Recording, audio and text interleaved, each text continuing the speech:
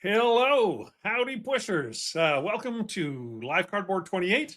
It's March 26, 2026, and I am back in my basement, my new basement. No more fake green screen backgrounds. Um, yeah, it feels great. We were out of the house for 5 months and then back in, but with the basement reno still going on for another 3 months after that. So it's been a long time since I've been in a comfortable space. Uh, Hey, it's good to see so many of you here already. Nick, Thomas, Bill Simone, glad to see you. Stephen, winner of one of my early giveaways. That's great. Hello, Dave Poirier and Joe Hammond. Good to see you all. I'm glad to have you all here to enjoy me getting back into my space and having access to my games again. This is it feels kind of spectacular for me. I should say, I want to thank everybody for their patience while I was streaming from less than ideal spaces. Ah, ah thanks, David. I'll have a little video and stuff. I'll show you. I'll try and let you see more of it a little bit later in the show. But yeah, it is. It does look pretty good as far as I'm concerned as well. But anyway, as I was saying, I want to thank everybody for their patience. That was a long set of months when I was, for a while I was live streaming out of a basement, a cinder blocks kind of basement, or and then later a tiny little office. So it was an ideal way to live stream, and also it was like really weird not having my game collection to reference for so many of the things that I wanted to talk about. I could talk about things theoretically, but I couldn't open the boxes and go and check, to see if I was right about something that I was thinking about or that I was remembering. Hey, David Thompson's in the house. Glad to have you here, David. I there's well, I don't know how clearly we're going to see the shelves later, but when I was putting all my games out, man, I have a big whack of Undaunted games and other games by David as well. But I've got all the Undaunted ones, uh, and I think I've played all of them except for Stalingrad now. So that's pretty good. Anyway, before we get rolling with this, I want to encourage everybody to like the video, subscribe if you haven't already, and if you want to support the channel, become a patron through Ko-Fi. There's details in the video description as well as at pushingcardboard.com. Thanks to all of you who have become patrons in the past, and a special shout out to our latest subscriber, Bill Simone, who's here tonight. Thanks a lot, Bill. It's also been great having you. You've been around the Discord server since we started it, and you've been very helpful to a lot of people, and your participation is greatly appreciated. So anyway, thanks, Bill, for being our latest patron. As well as the information on Ko-Fi, you'll find my affiliate links for Cube for Me and Noble Knight Games. If you're a user of either of those, I encourage you to use my links to get there. With Noble Knight, it will help me bring in more games to talk about, and with Cube for Me, it'll give you a 5% discount. So that's a little happiness for you. Yeah, I I know, William. I got a couple of pals who are absolute Dodgers fanatics and baseball fanatics, and as Joshua said, kind of letting me know he wasn't going to be here tonight. He considers today the holiest day of the year, which by which I'm pretty sure he means opening day. Well, I don't know. I'm not too worried about Sweet 16 basketball, but I'm sure I'm losing some visitors to them. But so all of you baseball fans who joined tonight as well, I'm really glad to have you here. I'm a baseball fan too, but I do these things on a set schedule every 2 weeks, so I'm not going to wiggle them around just because I want to see a Dodgers game. Okay. I should say before we move on, speaking of Cube for Me, um, about a year ago, I was struggling with finding ways to store my my magazine games. And I tried some trays by Aegis, which worked pretty well they worked for my old S&T magazines, um, but they were too small. They wouldn't handle my Via Victus magazines from Europe, different page size. And the Aegis ones were, I think they were about $5 a piece or something like that. So they weren't cheap. Anyway, I was talking to the people at Cube for Me, and I said, "Hey, are you guys any chance you're going to do this? I'd love to see what you guys do with a magazine tray or storage solution." And they said, "Oh, that sounds interesting. Tell us about the one that you're using that you don't like." So I sent them all the specs on the different ways I was doing it. I also had some boxes from Uline and stuff like that. Anyway, a year later, here it is, and they've just announced that they've got prototypes of magazine trays for storing magazine games. So I'm totally excited for testing those out, and hopefully they're going to be just the thing that I want for storing all my magazines, especially those European ones that don't fit the Aegis trays. Anyway, thanks Cube for Me for listening to a user. I mean, I love their trays. I've been using their trays since before I became an affiliate. So I'm not just talking them up because I have an affiliate link. I really like their product for sure. Okay, well, anyway, we're going to be talking about games tonight, collecting games, storing games, culling games. But let's first do the news. Yeah. Well, maybe we'll talk about that a little bit later too. Bill, talk about some of the, well, the thing about magazine games is they're super easy to store until you punch the counters and play the game, and then they're then they're a disaster to store. So hopefully these trays will fix it. But anyway, let's get to the news. See if we. I don't have a ton of news, but there's always some. So let's see where we get. All right. Well, first, of course, as I said already, I want to thank Bill Simoni. This is Bill's avatar, our latest Ko-Fi patron. Contributions from people like Bill helped me buy things like a new cable to get the video off my SSD, which is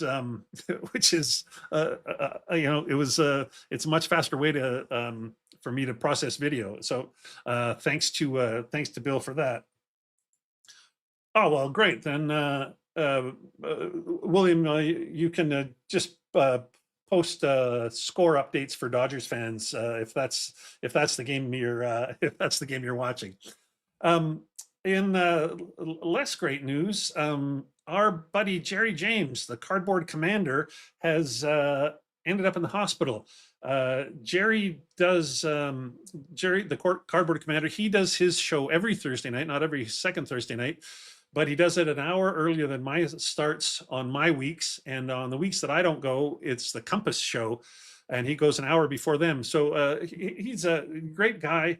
He's been very good about not stepping on the Compass game show time, and not stepping on my time.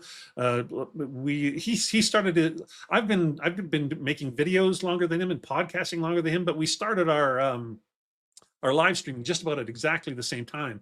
And he was really great about going, what time do you want to start? This is when I'll start. And then when I wanted to shift my time, he was like, okay, well, I'll just, he said he rarely goes over an hour anyway, but he said, I just won't, I'll just keep that up. I'll be conscious of not going over an hour. So, hey, Stupid Joe, good to see you. Thank you for coming by. Anyway, we wish Jerry all the best. I'm not sure what the condition is that's got him in the hospital, but he missed his show last week, and I'm thinking he may have missed his show tonight. I'm not sure. Usually he stops by and comes and hangs out with us after he's done his show on Thursday nights, but we'll see. Okay, in happier news, Mark Herman has announced that Empire of the Sun is going to be coming to Rally the Troops. That's amazing. I mean, another, I was blown away when they put Paths of Glory whoever coded that is amazing. Well, whoever's coded this is amazing as well. I think it's really smart. Smart thinking. Oh, that's good. That's great to know. Thanks, Dave. That's wonderful. I'm glad he was able to do it. That's great. That probably, well, that must mean he's out of the hospital and home recovering. That's fantastic. Um, anyway, I think Mark's a smart guy. He understands that letting people play the game for free on Rally the Troops is probably going to lead to more sales, not less. People who who would only play the game if it was free were never going to buy it anyway. So if you want to make sure that they don't get to play it for free, and at the same time that means you don't let anybody else play it, that's kind of cutting you off your nose in spite of your face, I think. Anyway, I think it's smart of Mark. It's like the exact opposite of those publishers who cripple their vassal modules and things like that. It just pisses people off who bought the product and want to also play it digitally. So this is good thinking. This is like promoting the product. Yeah, I used to work in the music industry a million years ago, and we went through this with LPs and CDs. The record companies were just obsessed with people that were, hey, Jonathan Dyer, good to have you here tonight, Jonathan. The record companies were obsessed with people who were doing home taping. They thought they were losing money, but it's like, no, people were taping stuff. They were making mixtapes. And if they were taping albums, if they could afford the album, they were buying it. Like they weren't losing sales. I wish more publishers would sort of understand that. And I'm glad to see that Empires of the Sun is going to be on Rally the Troops. The Empire of the Sun vassal module is one of the best vassal modules out there. I hope that it does one thing. I hope that the Rally the Troops has one feature that the vassal module has that I love. The vassal module has a filter you can put that shows the range of the fighters from your air bases or from your carriers and stuff. And being able to pop that up instead of having to count 3 or 4 hexes from every air base or whatever is it's great. I hope Rally the Troops does that as well. Yeah, I totally agree, Nick. That's exactly it. Get your stuff out there and people get hooked. Us war gamers, we love having this stuff. Like if we see a game, if we play a game at a buddy's place or play a game over Vassal where our buddy has the copy of the game and we don't, if we like the game, it's like we have to own it. It's never good enough just to play it digitally if you love it. Yeah, Bill. That's those air cover overlays. They just make they make it actually more enjoyable to play the game digitally in some ways than physically, because they keep that really important thing in front of you. Anyway, good for Mark Hertman. Speaking of GMT, there was a GMT newsletter, so we'll put that out. Oh, yeah. See, David, you're a forward-thinking designer. Yeah, Board Game Arena. There's a few games on Board Game Arena. Totally love playing those games there. In fact, is it Board Game Arena? I'm playing.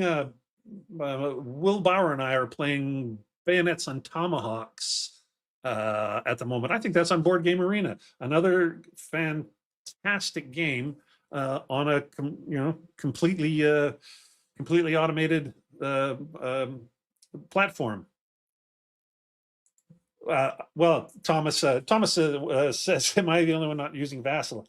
I'll tell you, there was a point when I sort of came back to playing more and more war games, and I was tired of playing so much by myself. I'd played on the original Vassal years and years ago in the 90s. The original Vassal was VASL. It was virtual ASL. It was ASL only. I remember helping to playtest that way back in the day, and then I kind of went away from that for a while because I quit playing uh, ASL for a few years.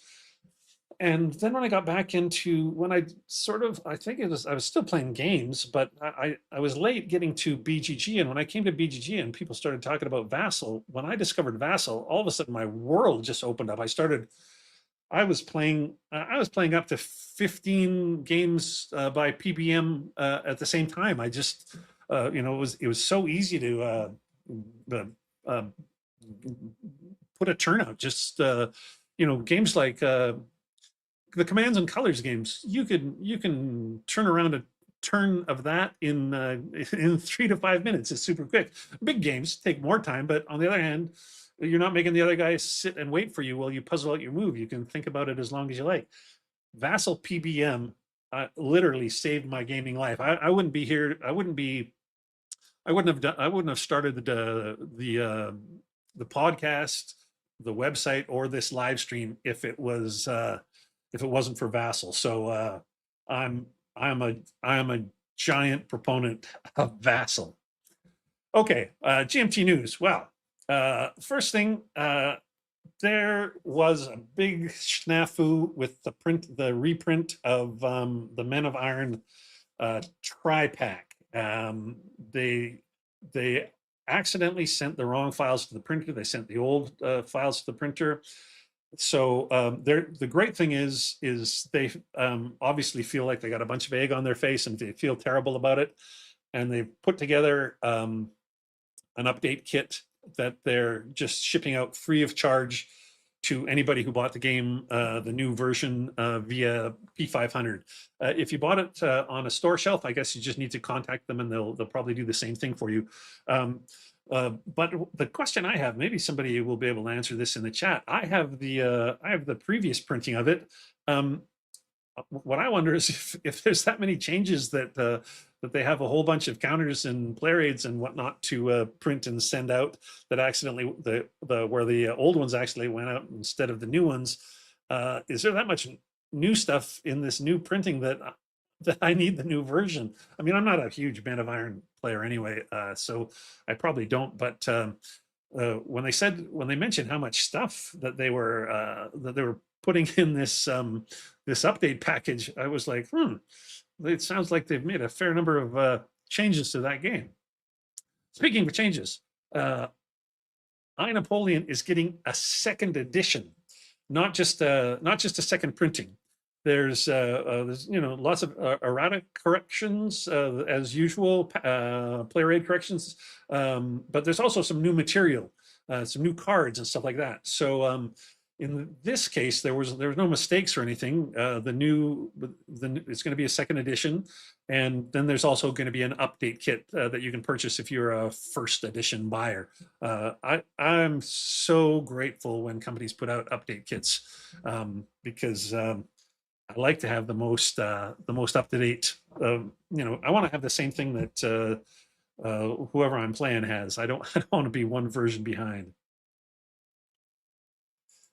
Yeah, Jonathan. I totally understand. The first tri-pack printing was fine, but I think the mistakes are in this printing. They printed the same stuff that was in the first printing, or maybe I've got that wrong. Maybe what they printed in this printing is stuff that is even earlier than the first printing. I don't know. I got to get that sorted out so that I know if I need it. Anyway, great for them for doing the update kit for I Napoleon. Oh, and then there's also, sorry, I should say there's also an expansion to I Napoleon. This expansion, the Limits of Glory, and if you buy the expansion, it's going to have the update kit stuff in it. So you don't have to order the update. Like the update kit will be free in this expansion. So really, if you like that game, you're going to have to just buy this expansion and you'll be good to go. Oh, well, there we go. So my version of the tri-pack is good. Thanks for the info. That's exactly what I needed to know. Okay, well, that's Well, yeah, one other game that's gone on to Rally the Troops. This was a couple of weeks ago, but Imperial Struggle is now on Rally the Troops, and I think uh, I think this will be a great game to play on Rally the Troops.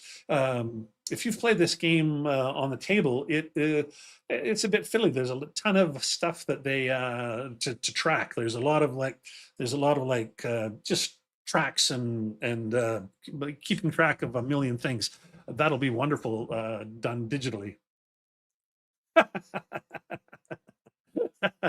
Yeah, I don't think you're alone in feeling that, Thomas. Uh, there were not a lot of fans of the recent Napoleon movie, that's for sure.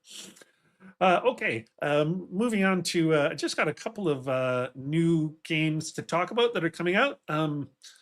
And Neva has put its next game up for sale. They were originally going to be two.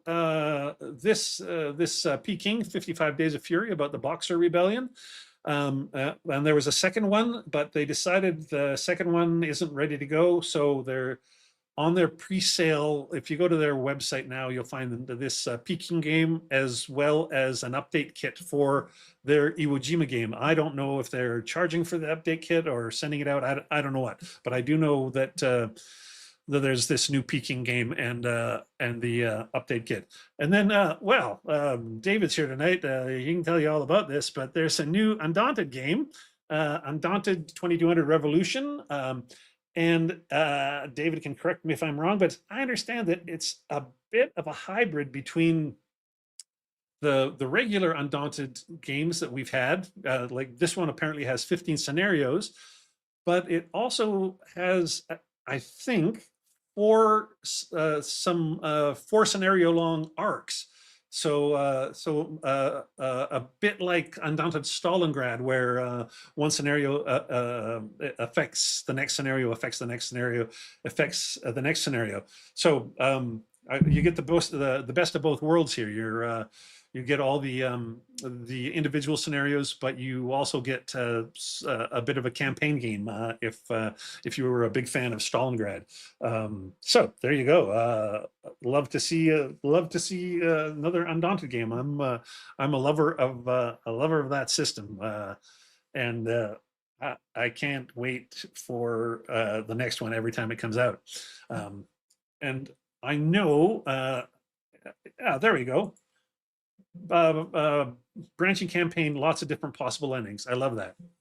I know that I know our last two Undaunted games have been the space ones, but I'm pretty sure David and Trevor are going to take us back to World War II at some point, and I'll be happy to see that.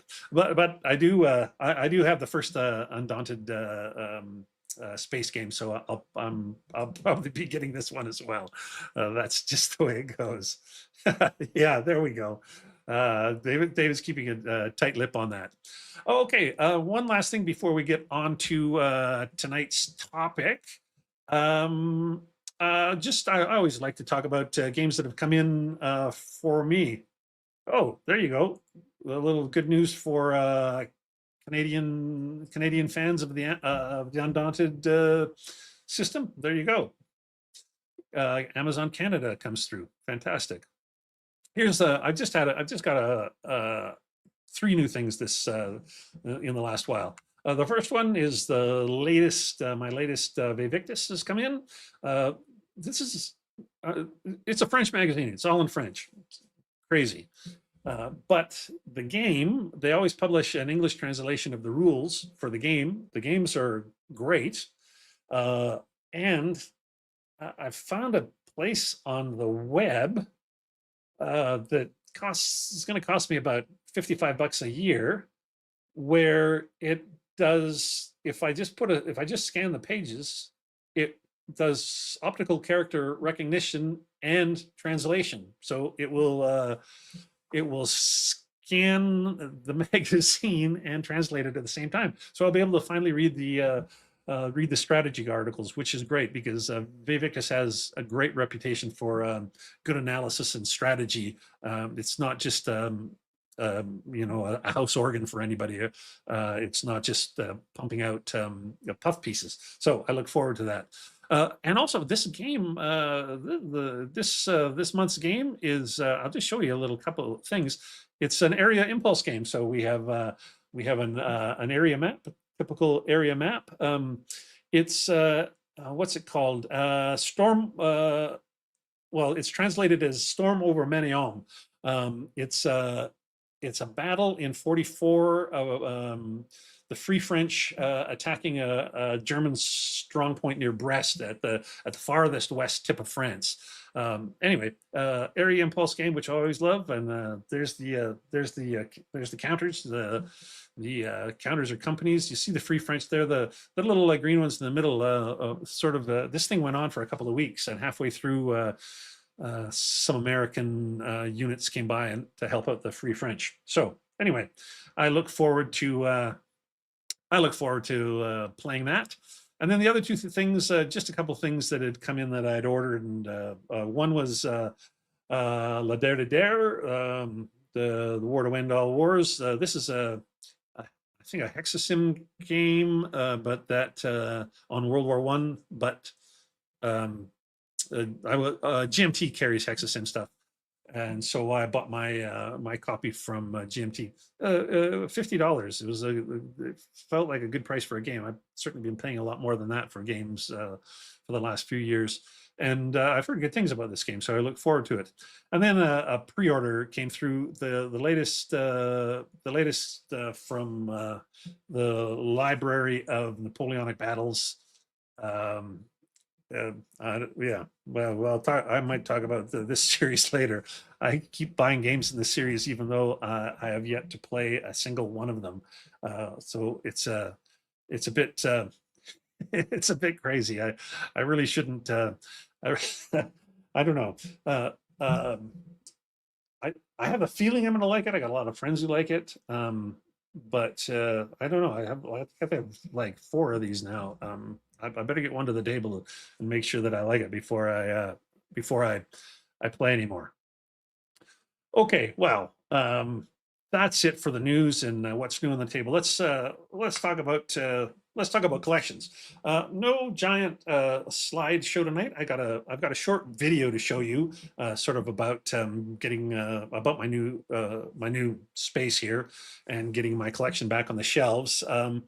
So I'll give you I'll let you look at that in a few minutes, and then I'm hoping that we can just get a conversation going and talk about our game collections and our our attitudes towards collecting games. It was interesting. At the same time I was doing this, Jonathan Dyer, who's here tonight, he's got a great war game blog, and he sent me an email asking me if I would do an interview about game collecting, because it had been he knew it was on my mind as I was reunited with my games and deciding how to put them on the shelves. So we did an interview, and it's on his website already. I put a link in the video description if you want to check that out later. You'll see not just the interview with me, but all the other content on Jonathan's blog. He's a great writer and an interesting thinker, so check that out. Okay, collections. My collection has waxed and waned over the years. I never got rid of it all. Like, I know lots of folks, they played games while they were in high school and college. And then when they moved on to getting married and starting a career, they got rid of everything. And then sort of maybe when their kids were more or less grown, they got back into the hobby and started buying games again. That was never my that was not that was never my path. I played games all through high school and college, but when I got out of college, I got rid of a few games, but that was a space thing. I was moving apartments, and I gave a bundle of games to a buddy who I knew would appreciate them. And also at that exact time, I was playing ASL almost exclusively, so I gave away some of my non-ASL games. Hey, Skyrider, good to see you tonight. But I, I kept all my ASL stuff, and then the funny thing was, I decided in 2000, I was like, ASL had become a lifestyle game for me. So I went, I sold off all my ASL stuff and went, I'd rather just go back to playing a whole bunch of different things. And so I did that. And then, of course, 15 years after that, I decided to get back into ASL. Uh, um, and happily, I found somebody locally who had a giant ASL collection, like all the core modules and all of them unpunched except for a couple. And like for $800, it was an amazing deal. It was like a third of the price of what it would have cost me. So anyway, I got back into ASL, and since then I've been playing and gathering all sorts of war games, political games, sports games. Even I still play a few sports games, and of course ASL. Anyway, well, let's before we go on, let's why don't I see if I can show you uh, this little video I mentioned about it just shows you a little bit around my space here, and you can see you can see back behind me the actual the games on the shelves there. That's just a few of them, and that's also where I do where I make videos. But anyway, let's see if I can figure out how to put this on the stage and let you see it. It's only 3 or 4 minutes long, and then we can talk about things. Oh, no, that's not what I want. How do I get this? Where's the right thing?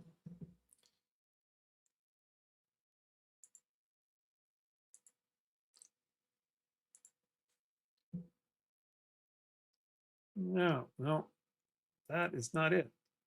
Oh, that was just at the end. Here we go.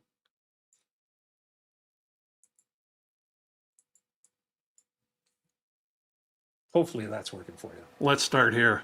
My desk. This is the one place that's still super messy. There's still so much stuff that I have to find a home for that I haven't decided where it's all going to go yet. But anyway, that's actually that's when you watch this, I'll be sitting in that chair watching it with you. That's where I'll be live streaming from. Got a few more boxes of things in the corner here that I have to figure out where they go as well. But I'm getting there. It's starting to come together. As you can see, I got a couple of tables in this room that I can press into use for, well, whatever I want. A few more boxes over there, but that's my daughter's stuff, so that'll be leaving. You can see my bookshelf there. Hardly any books on it because all those books are still in boxes in the storage room. So anyway, this room that you just saw, this is sort of my office space with my computer and whatnot. That door there, well, this door close to me is a little storage room.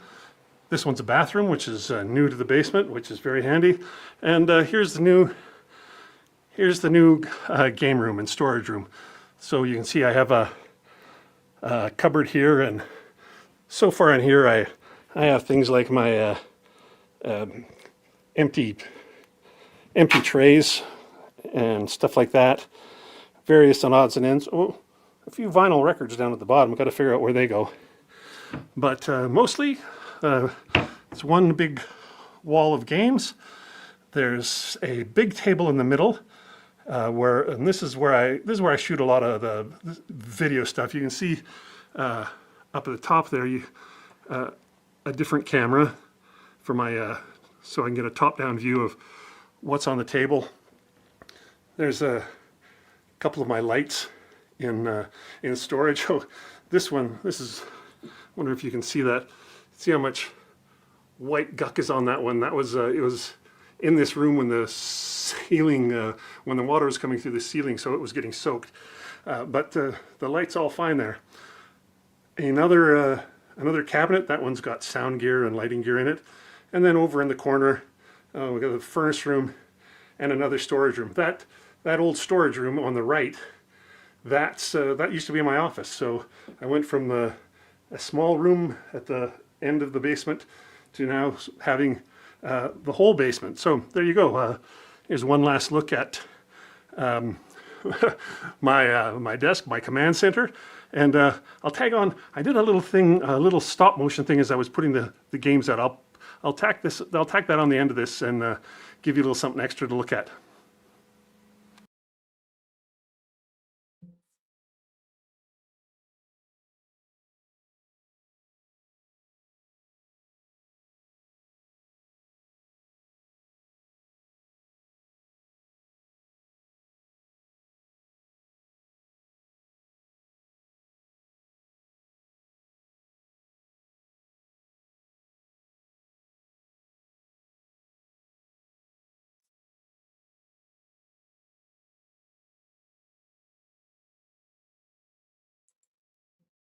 All right. Well, I hope you enjoyed that.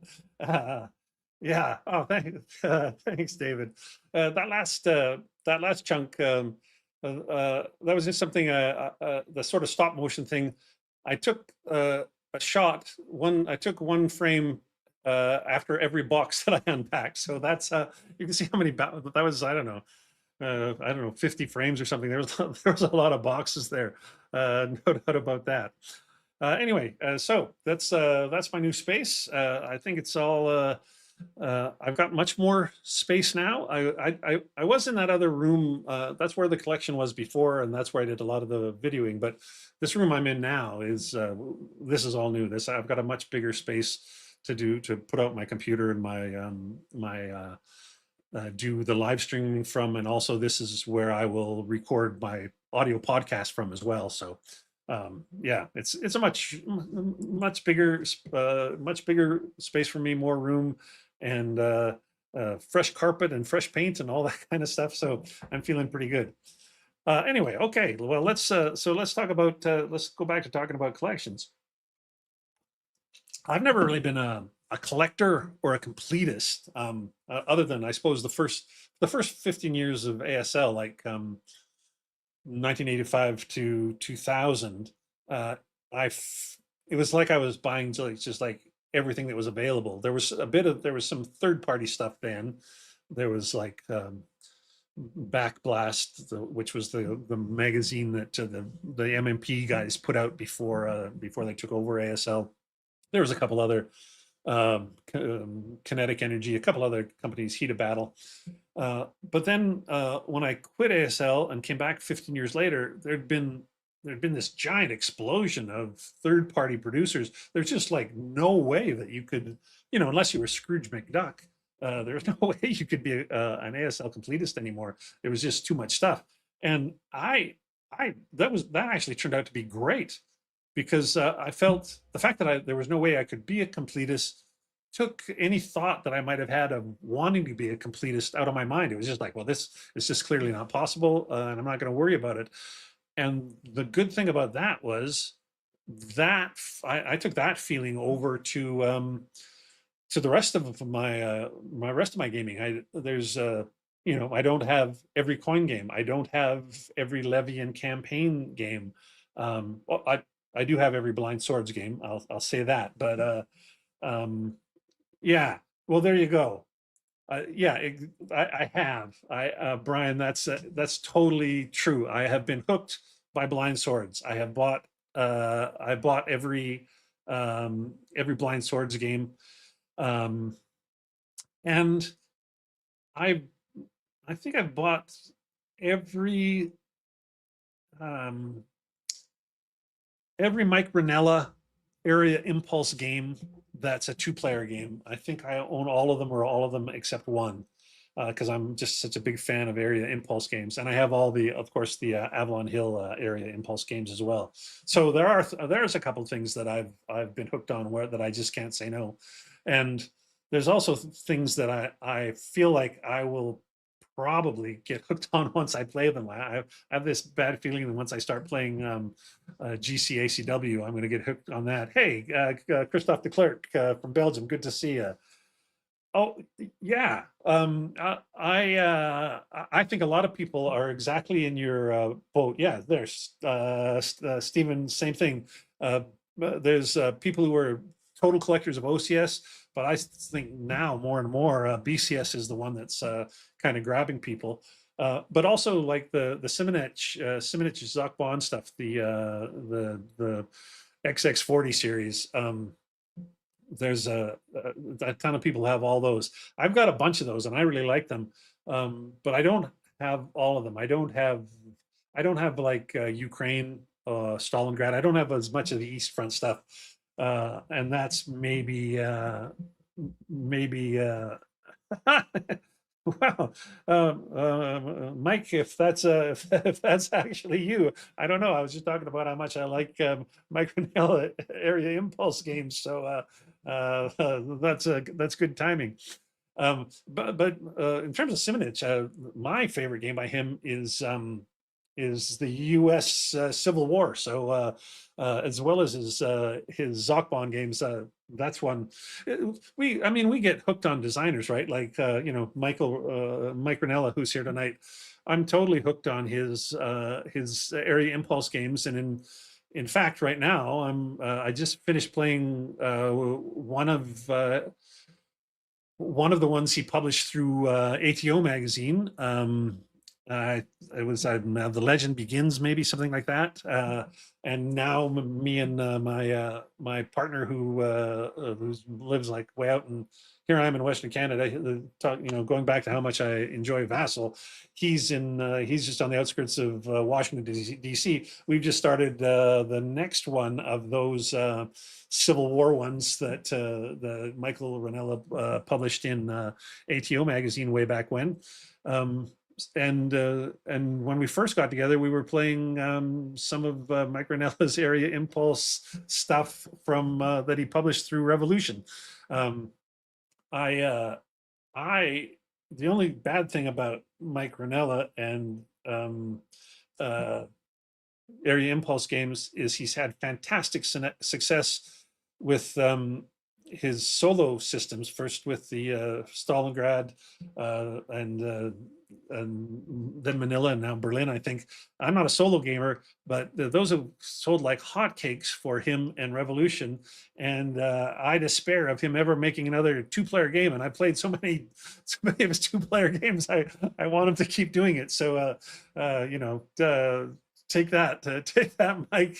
Take it. There's I know you've got a ton of fans of your solo games, but there's those of us who still love the two-player games. Yeah, I get it. There's so many people are solitaire players, and they want to play. They want to play. They love the fact that the hobby has started to provide more and more dedicated solitaire games. I mean, David Thompson is here tonight. Half his games are solitaire games as well. He's a big solitaire player or a designer, and I get it. I play a lot of games myself, but I tend to play two-player games, and I play both sides. I don't know. Maybe that's just because I'm so old. That's the way I started doing it. That could be hard to say. Hey, thanks, Brian. Yeah, I feel pretty good about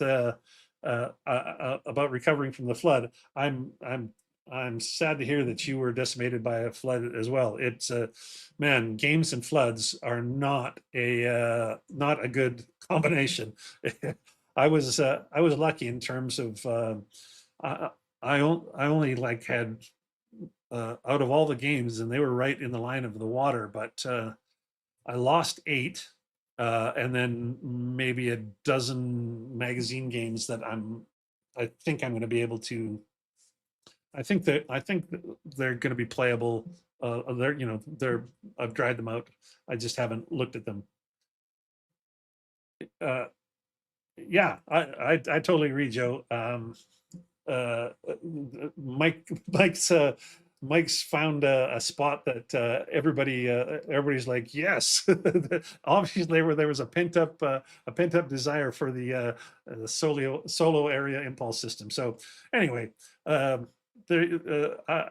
said my piece. I've asked for Mike to design another two-player game, and I'm hoping something comes across his radar that he goes, this is just too juicy for both sides. I can't pass it up. It'll happen. It'll grab him, and he'll have to do it. So yeah, getting back to talking about collections, yeah, I'm definitely a player, not a completist, that's for sure. In fact, I think I only have duplicates of 4 games. I have a second copy of Upfront because it's my all-time favorite game, so I kind of have a backup copy of that. But the other 3 games that I have duplicates of are all games where I bought like a box lot of games from someone, and maybe it was like 8 games, and 7 of them were new to me, and one was a duplicate. So I have like 3 games, and those duplicates I'll trade, or I'll sell, or do whatever. It's not I don't have any interest of having double copies or backup copies of things. I don't have the money for that. That's I don't know. It's crazy though. I've seen some guys online who have these amazing collections where they have, like, I saw a guy on Facebook. I think his name was Brian Lasky. An amazing collection, but it looks like he's got. Sometimes he'll show a shelf and he'll have 4 to 6 copies of game X, game Y, game Z, like just multiple copies of multiple games. Um, for me, it's always going to be, if I've got money for a new game, I'm not going to buy a second copy of one that I already have. I'm going to buy I'm going to buy a new game.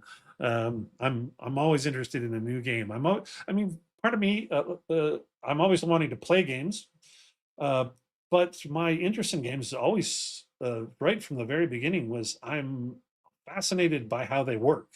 It's sort of like, guys who would take a watch apart or something, or take their car apart, whatever. I like looking under the hood of games and seeing how that works.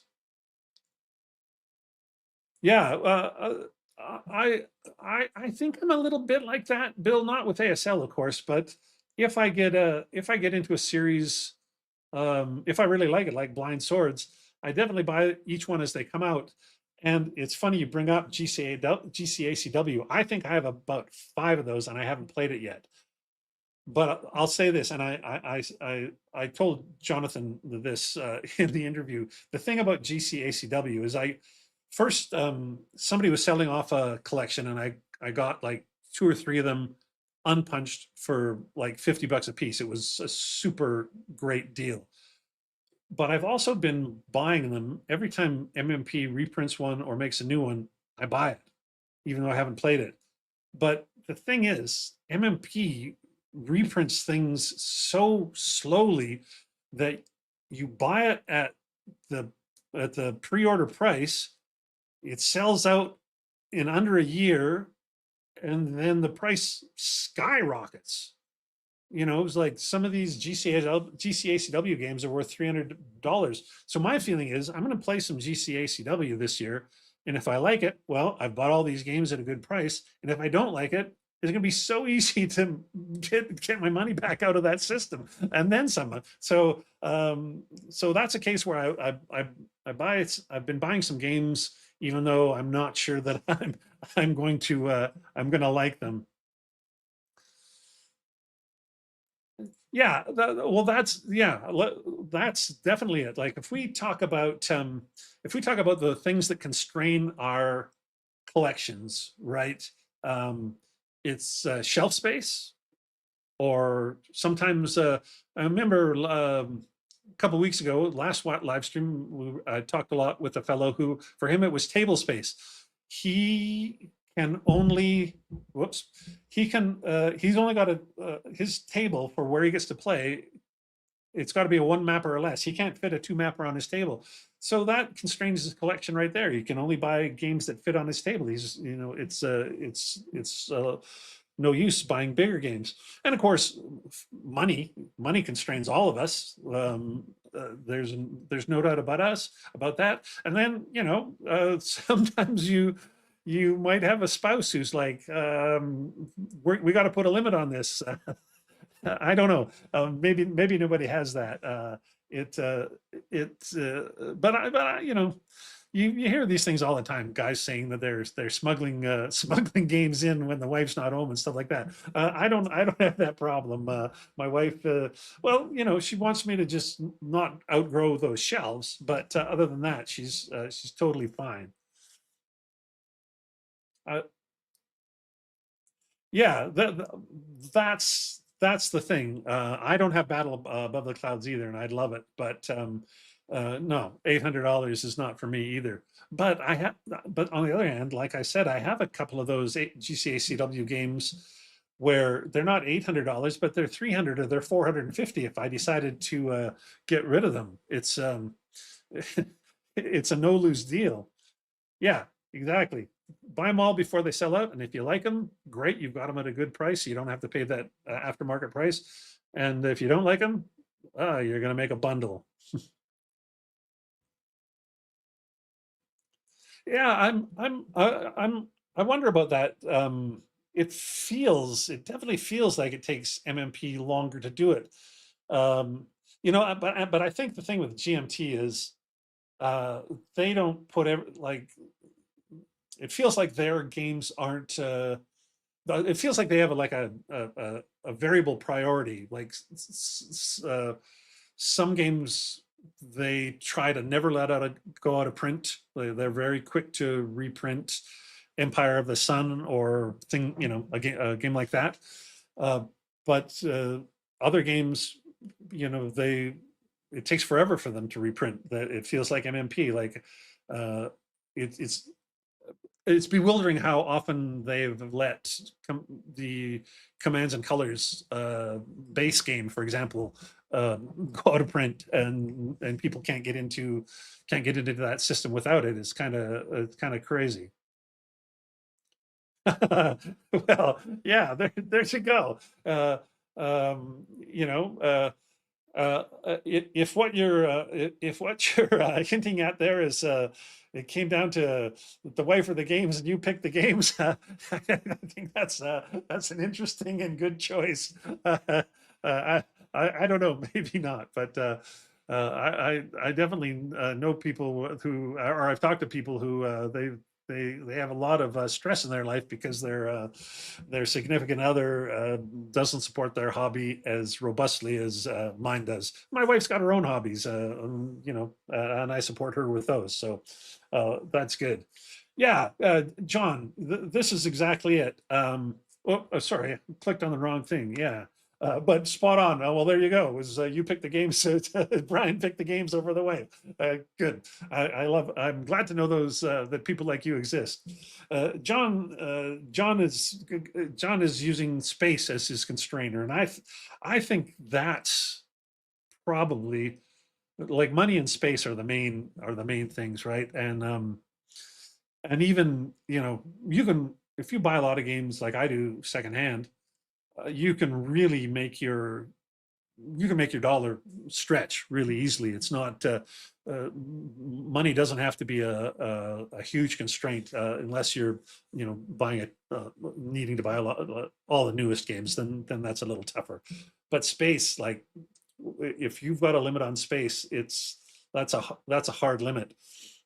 I had a set of shelves in that room back there before, and that was my hard limit. When we remodeled the basement, we we got built-in shelves, and that's my new hard limit, and that's the way it's going to be.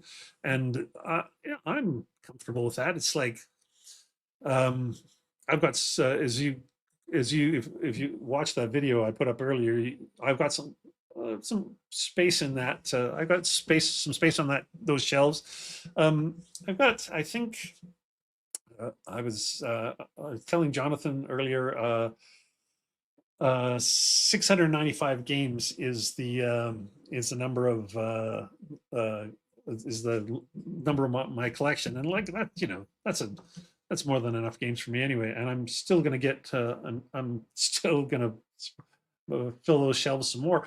Oh, the other thing, I don't have a game in my hand right here that I can show you. The funny thing was, though, I was thinking of space is my constraint.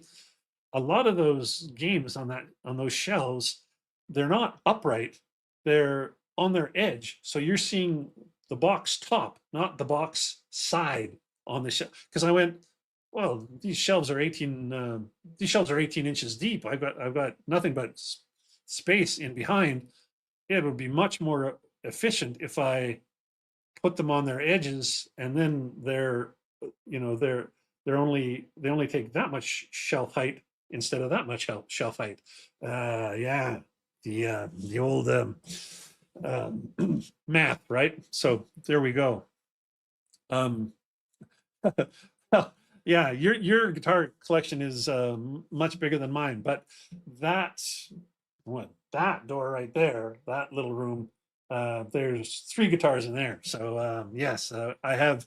Uh, uh, John, you and I we're sort of like slightly opposite, but we both have this similar addictions.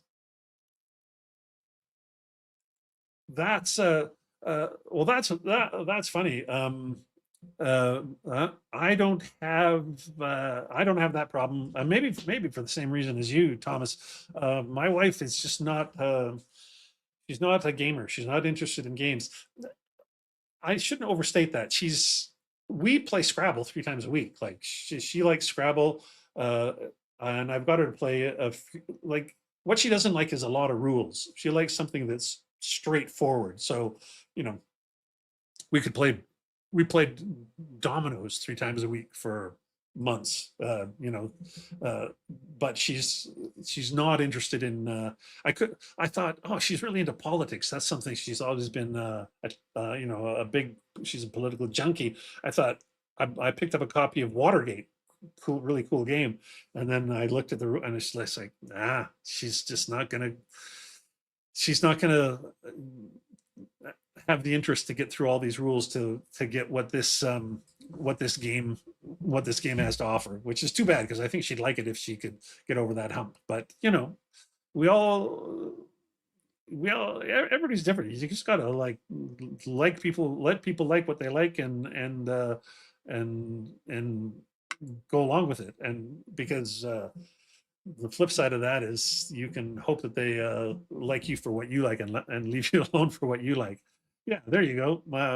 Yeah, we in the last like couple of years, I think we stand at I think she's beating me like I think she's 108 to 104 is our we've kept a running tally for the last couple of years. And but that, 108 to 104, that's pretty good. We're pretty evenly matched, so that makes for great Scrabble games.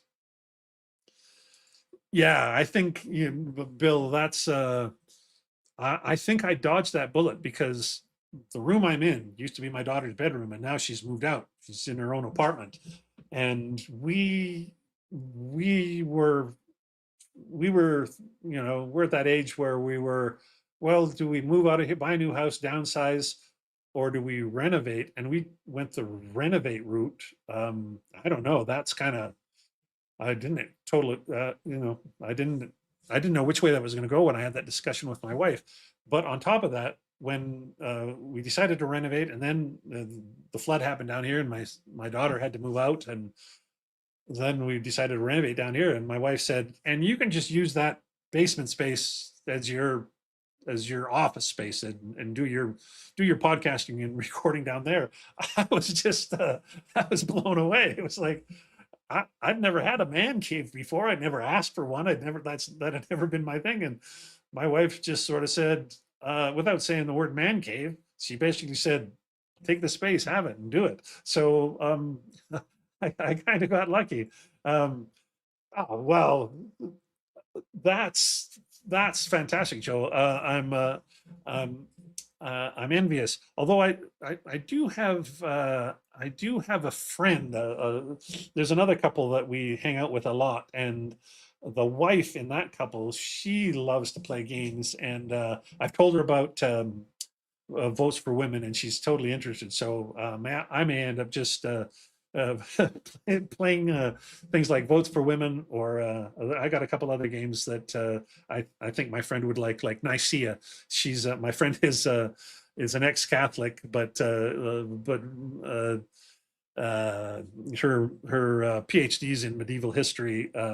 So she's really knowledgeable about the history of the church and things like that. So I think she'll really like Nicaea. Anyway, thank you. Well, I'm in my 60s now. I know I look like I'm in my 40s, but I'm in my 60s, and I've put in my time. I think I do deserve something nice as after all these years of struggle and that we all go through. Um, uh, okay, well, some other things about games. I have to say, like I told you, I there are some times when I bought games where I know I'm only going to play them once or twice, and that often happens with old games. Um, I'm definitely interested in the history of the hobby, and there's oftentimes I'll see a copy of a game that was that was before I started playing. Say maybe it came out in the 60s or the early 70s. I didn't start playing until 76.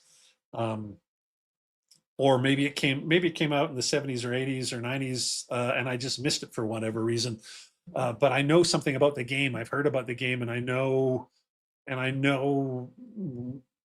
what its effect was in the hobby, or its place in the hobby. And and if I see it used, I'll buy it, and I'll play it once or twice just because I want to put myself in the yeah, nice to see you. Welcome. I'm glad to see you.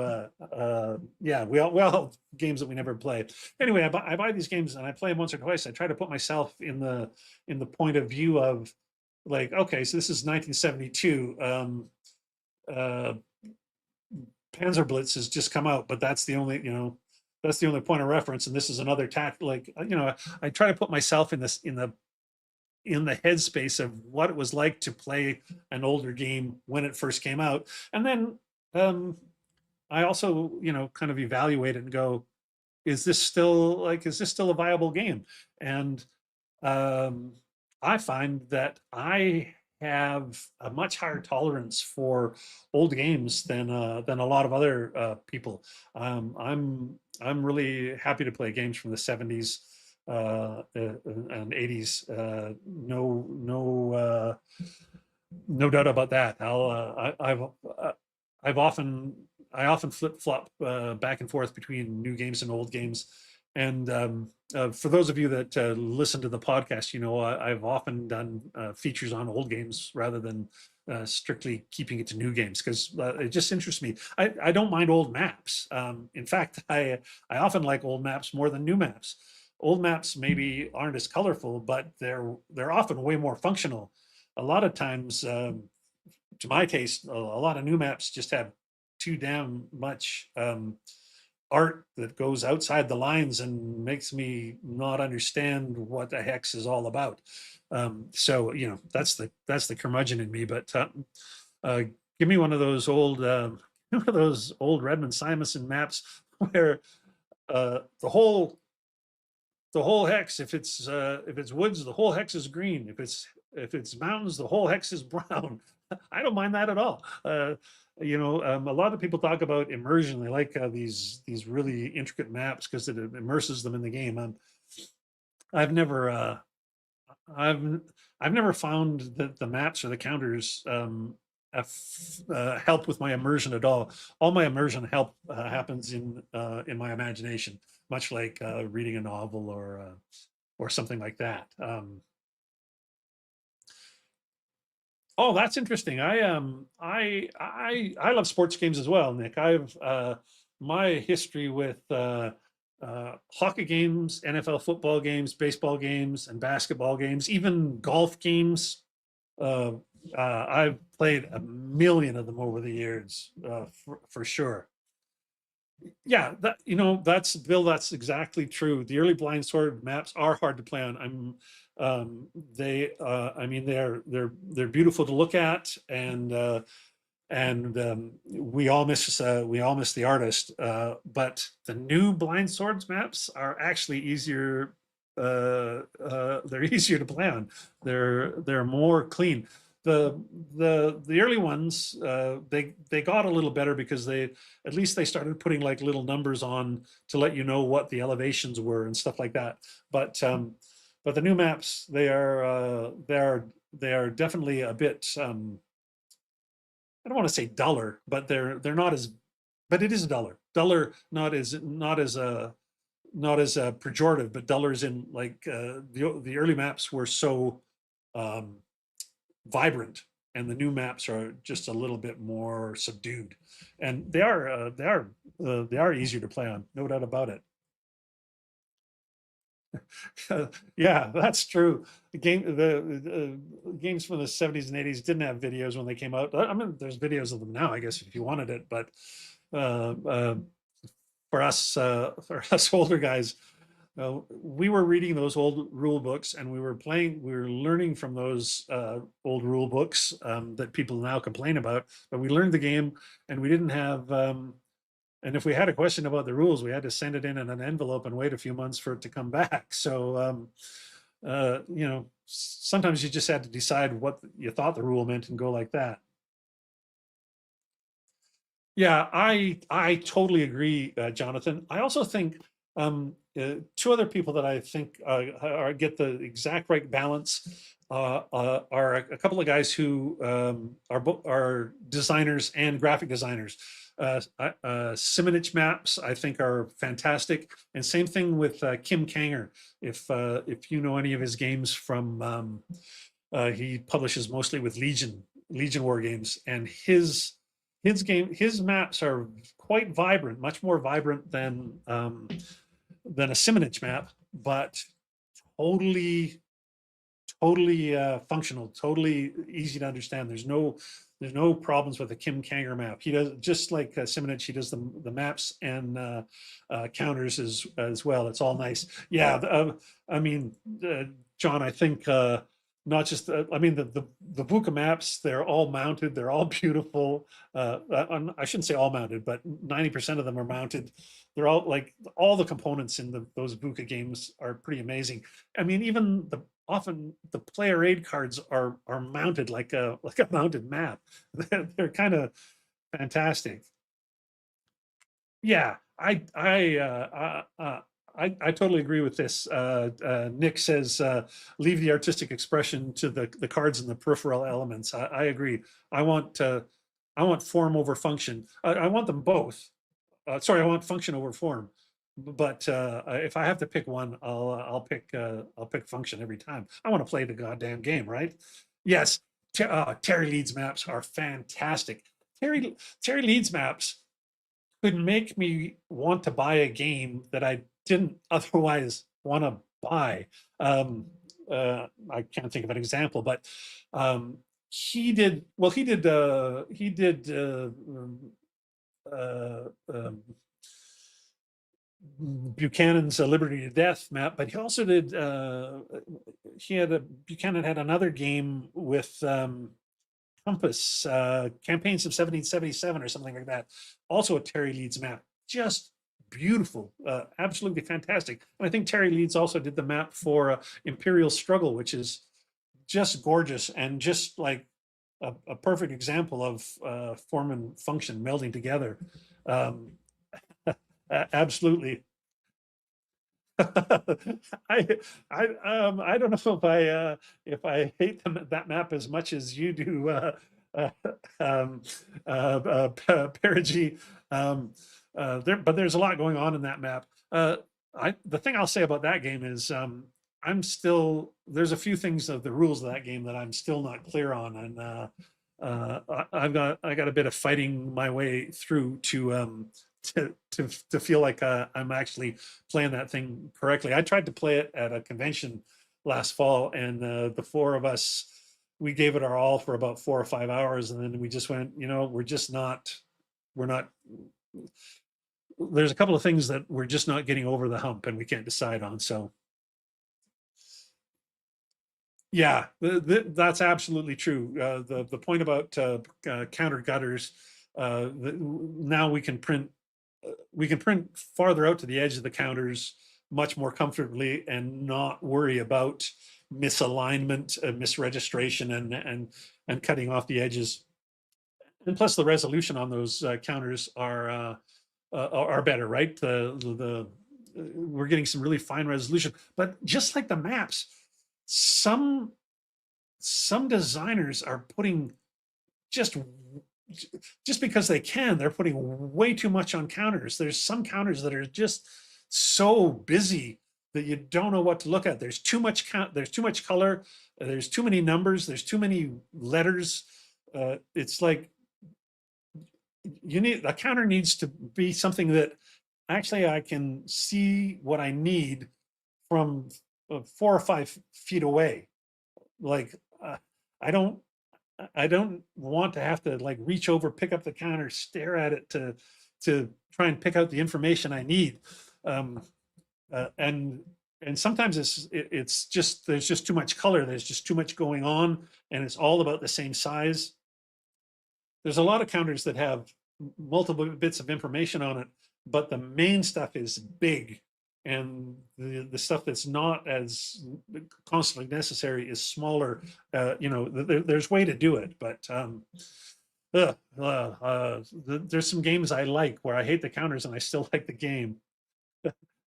Yeah, there was a few and it wasn't just TSR. There was a few games in the 80s where they were like they were putting as much color into a map as they could.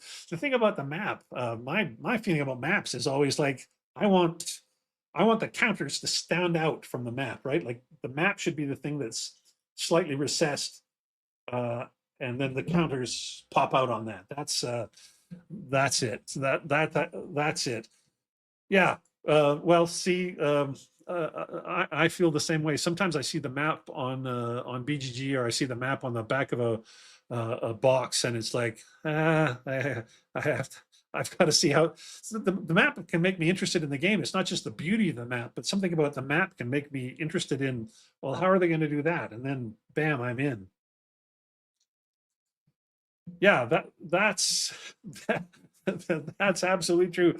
Anybody who bought games back in the 70s definitely had a game or two where it seemed like the registration was like pushed way up against one side of the counter. I don't think I ever had the misfortune of having a game where the registration was so far off that it cut the information off.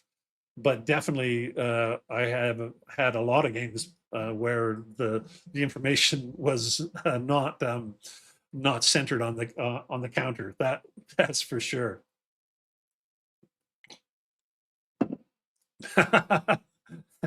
Well, I don't know if you're saying that as a Canadian or as a salute to Canadians, but but I'll take it, Brian. Um, well, Nick, I don't know. I don't know SBI Sorcerer. I never did see that map. I well, here's another way we constrain our collections, right? In that interview, I mentioned Jonathan was asking me about how I constrain my collection, and for me, I don't do fantasy games. I've got nothing against fantasy. When I was in college, I played a lot of D&D. I was lucky in that our D&D group had more gals than guys, so maybe that's why I liked it so much. But fantasy was fine. But as I've got older, I've got less interested in it, and so for games, I go, I'm not gonna buy any fantasy games, and um, I buy a few science fiction games. Uh, uh, I don't read any science fiction anymore. Back in the day, I played Starfleet Battles and stuff like that. I was a science fiction geek for sure. But now I just buy the occasional one, like David's Undaunted space games is like, well, I mean, I bought those because I like the system, right? And so the setting wasn't going to put me off. But anyway, the point is, if I say no fantasy games and very few science fiction games and very few solo games, that's just a way of me going, I can't be for me, it's not just I can't be interested in everything. I can't own everything. It's not that. Like there's money is finite, but also uh, I'm doing the podcast and doing the live streams and making videos. I want to keep it somewhat focused uh, on history games, war games, political games. It just kind of keeps like I haven't put any of my sports games in, for example.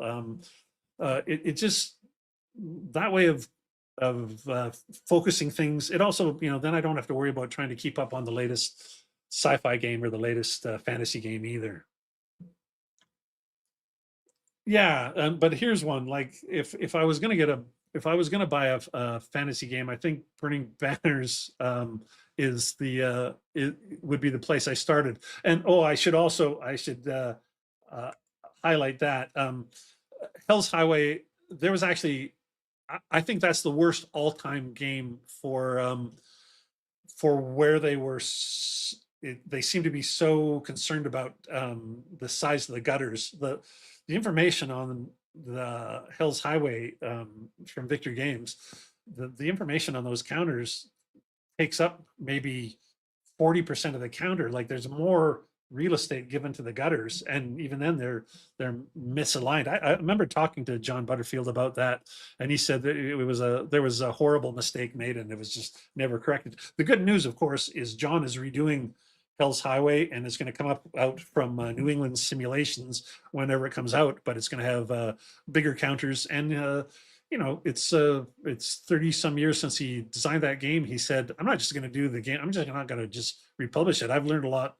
I've got some new ideas, some new tricks up my sleeve about how I want to do combat resolution and stuff like that. So the new Hell's Highway is going to be not just a reprint with the new maps and new counters. It's gonna have new rules and all that. Yeah, but the good point. I think that's maybe the all-time worst game for tiny, tiny little, tiny little type typesetting in the middle of a counter. The other thing, and I think that game might have even had it.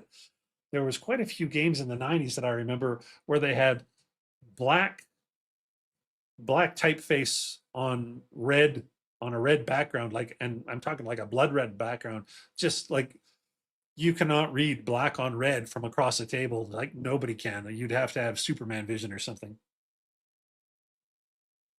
I better get caught up here. Um,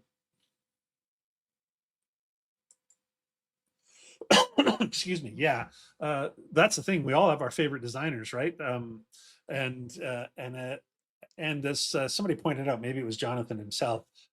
We've got more and more good artists coming along all the time. It's the the standard in map board design is grown by leaps and bounds. I wouldn't say the standard in counter design is caught up with it the way that map boards have. Yeah, yeah, absolutely, Stephen. It's the worst. Ah, there, well, the thing is just like I said earlier. If you want people to accept you for the things you like, you got to accept them for the things they like.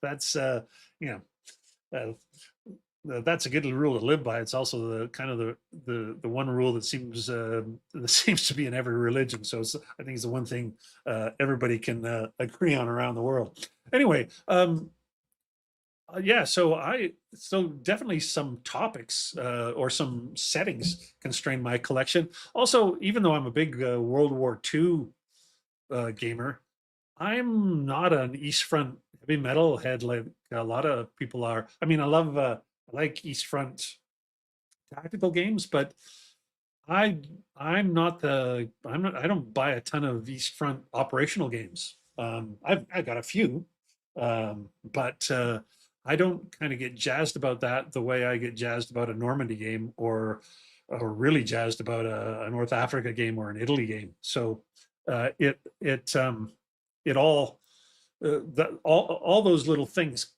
help to constrain your collection as well, right? Well, do counterfactuals get classed as fantasy games? Um, I think if Mark Herman was here, he would rightly point out that as soon as you move the first counter, every game is a counterfactual game. But I get what you mean, Jonathan. I think you're talking, you're comparing fantasy, or you're talking about like the kind of games Ty Bomba designs. Like a game on the Nazis invading America, or what if Market Garden had worked, and then you go from there. That's sort of a counterfactual. The idea of calling them a fantasy game, I guess we'd have to be clear on who's fantasy, right? Probably the person who lost, who we're saying won. Yeah, I think I think Ty Bomba is the reigning poster child for counterfactual design, no doubt about that. Uh, yeah, that's cool. I'm pretty sure that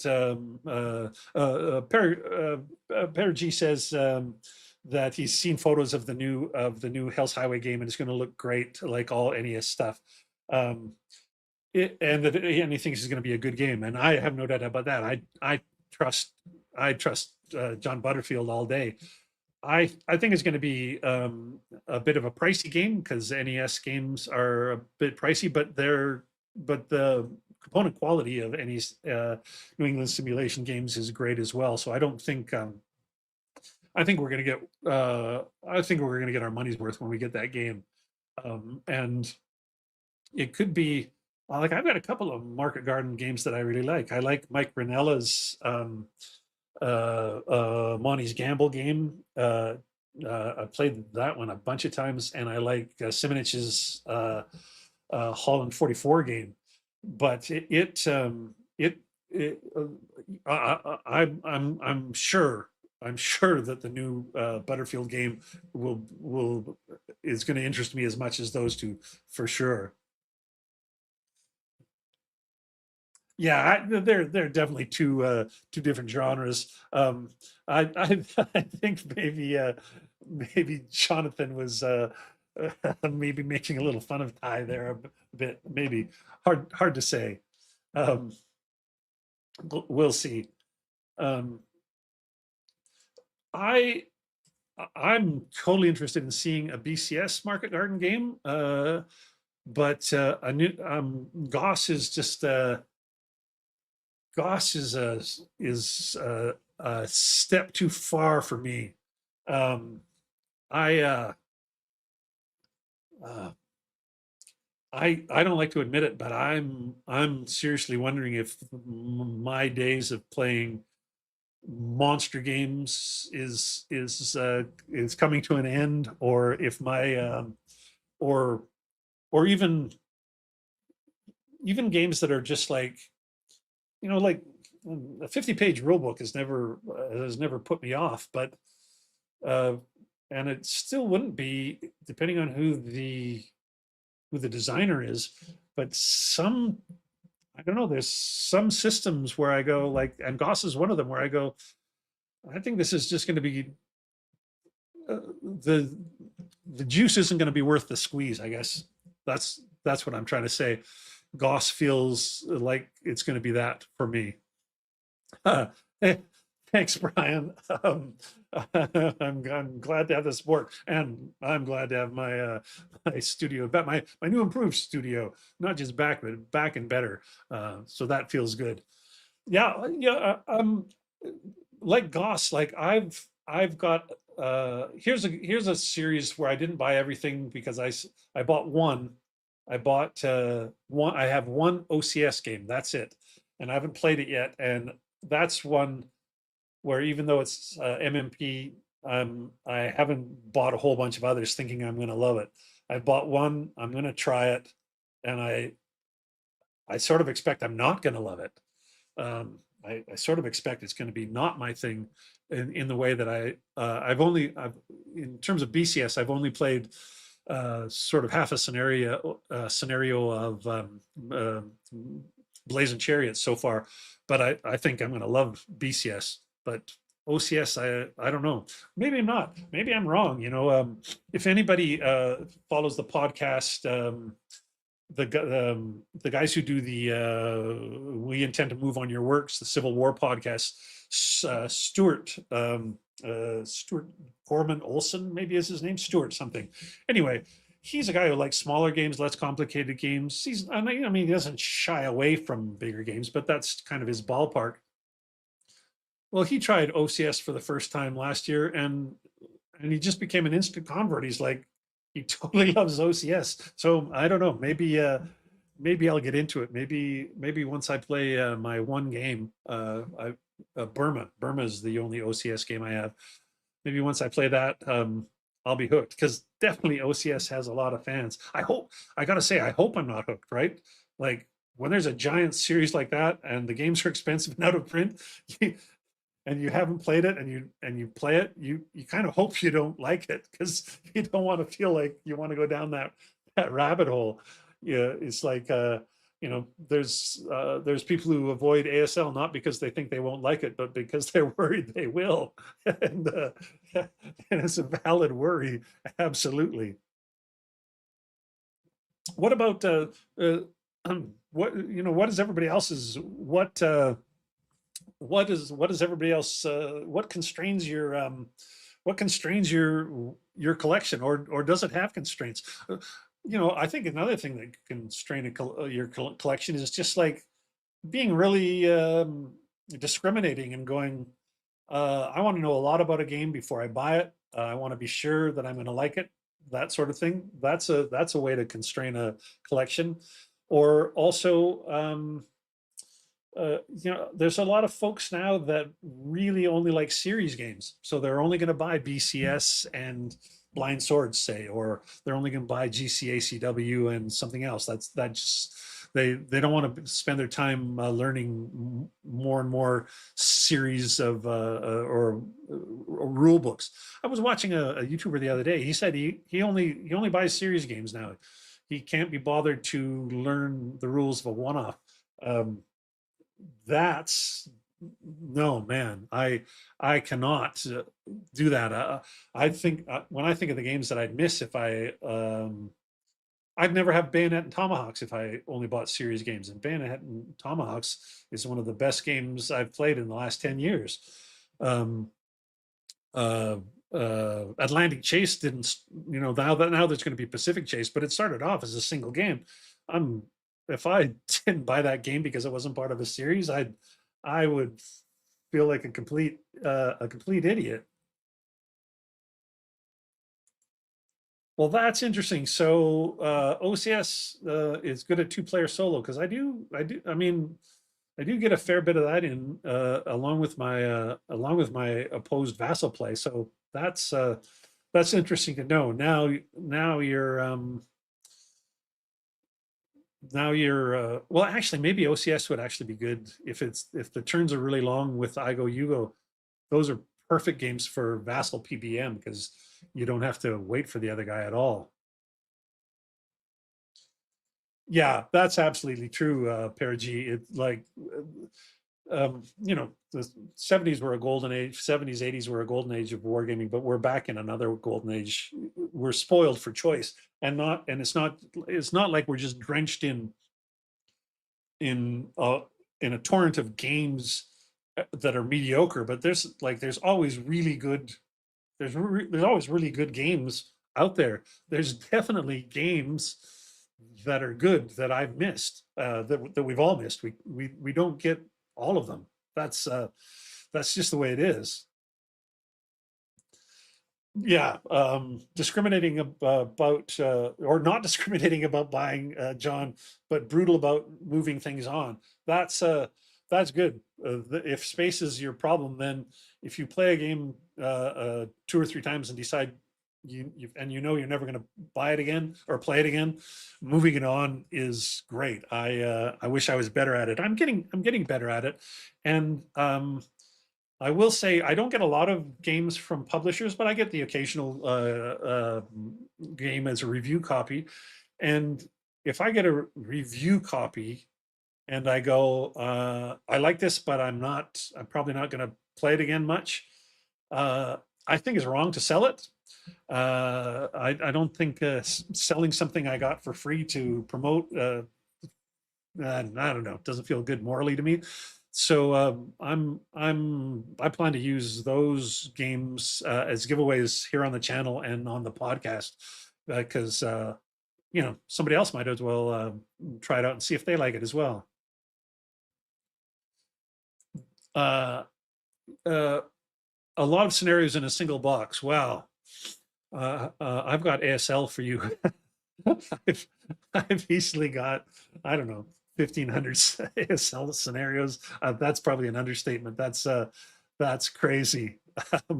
But I'm with you. I mean, I think that was part of my initial attraction to tactical games when I was a young gamer as well. Was it seemed like if you got a if you got a battle game, that's what I used to think of as if a Gettysburg game. It was like, oh well, all you get is Gettysburg. But if I buy this, if I buy this tactical, if I buy Tobruk, I get 15 scenarios. If I buy ASL, I get, or I mean, Squad Leader, I get 12 scenarios and more to come. I always felt like getting all those scenarios was like I was getting extra stuff, and it kept me attracted to tactical games for a long time. And I still love tactical games. No doubt about it. Yeah, well, funny you should say that, Bill, because I'm going to be facing that soon. I had a meeting with my bank today because I wanted to see if I could take an early retirement. I'm not 65 yet, but I feel like I'm done, and I feel like I'm in a position where I could be done other than those of you who watch the channel or listen to my live stream know that I've been a stage actor for years, and that stuff, that kind of work comes and goes. You get less and less of it as you get older. I'll keep doing that until I fall over, but I do like one play a year maybe. But my day job, I think I'm going to be quitting on May 1st. Knock on wood. So I'm going to be like Bill, and I'm going to go. I'm going to look at all those games that I've been putting off till I had. I never exactly said till when I retire, but I think that's what I meant, because I'd say when I have more time, I'm gonna learn this. Well, I hope I I hope that I have better luck than Bill then. Yeah, I think again, I think a lot of people really love series, and series as a tiebreaker makes perfect sense. I'm it it. I was ambivalent about series games for a little while. I had two I had two quibbles with them. It took me a bit to kind of go like, okay, I'm okay with this. One was there was certain series games where I felt like the game, like I was playing the same game with a different wrapper that it didn't feel enough like a different game. That doesn't happen too much. But the thing that I didn't like was when when the exclusive rules would be like 24 pages and the series rules were 8.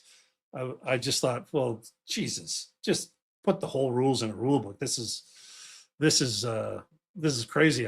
There's more exceptions than there are similarities. That kind of got up my nose. And like, um, I did a big interview. You'll find it on the YouTube channel. I did a long interview with Volko Runke a couple years ago where we talked a lot about series games, and of course he famously does series games without doing series rule books, and I think he's onto something there. Coin games, that's a series. Levian Campaign is a series, but you're not flipping back and forth between uh, two different rule books. Everything's in one, and each of those rule books also say look, if you played these kind of games before, these are kind of this is what's new about this game. So you do get that, but you're not like going, is this rule in the exclusive rules or is it in the series rules? I appreciate that about Vocal's games. I don't know that everybody's gonna feel the same way.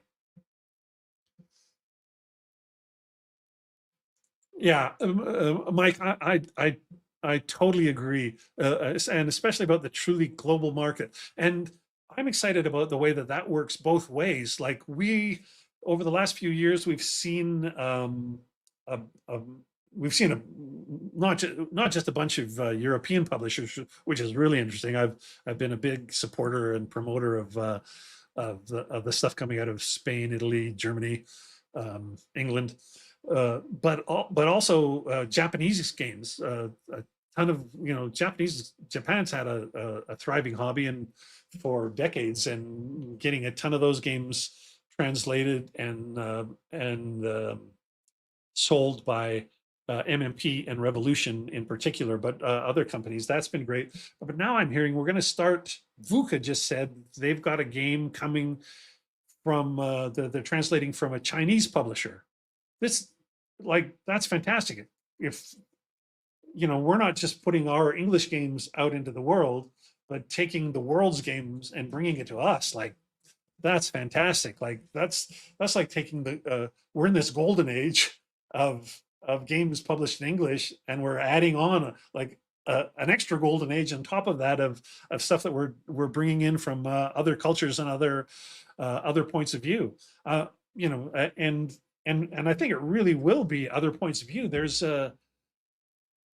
is it VUCA again? There's somebody who's bringing in a Japanese game on the Japanese involvement in World War II, but it's all from a Japanese point of view. So it starts in 1937 with the Japanese invasion of China.